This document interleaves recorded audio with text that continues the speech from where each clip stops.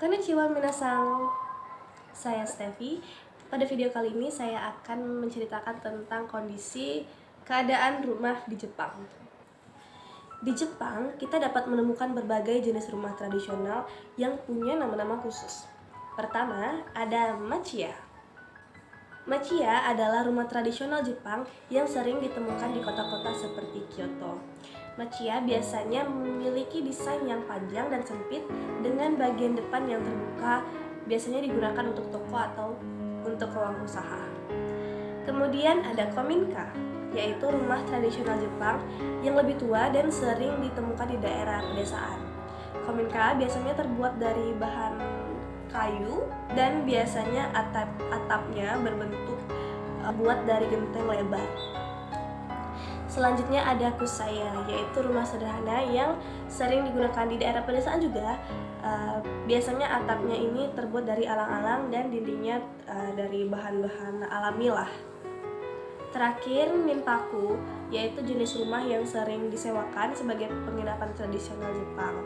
Biasanya rumah ini dilengkapi dengan fasilitas yang modern, tetapi tetap mempertahankan elemen tradisional Jepang. Di bagian dalam rumah, terdapat perbedaan yang mencolok. Pada rumah tradisional Jepang, biasanya itu dilapisi dengan tatami.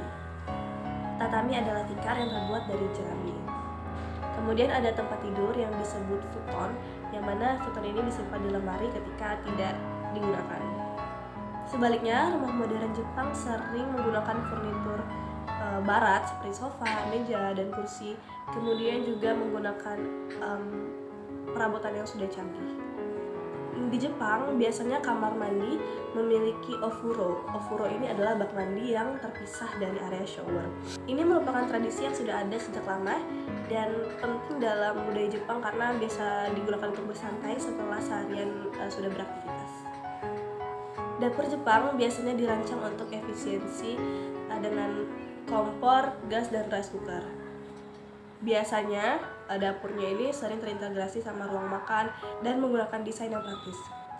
Rumah Jepang juga punya fitur yang khas seperti ada shoji dan fusuma. Shoji ini adalah panel geser yang terbuat dari kertas sehingga cahaya bisa masuk tapi tetap memberikan privasi. Sementara fusuma sendiri itu pintu geser yang digunakan untuk memisahkan ruangan satu dengan ruangan lainnya.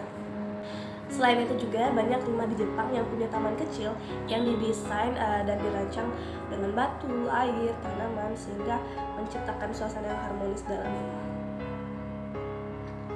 Saya pikir itu saja yang bisa saya sampaikan. Terima kasih sudah menyaksikan, semoga bermanfaat.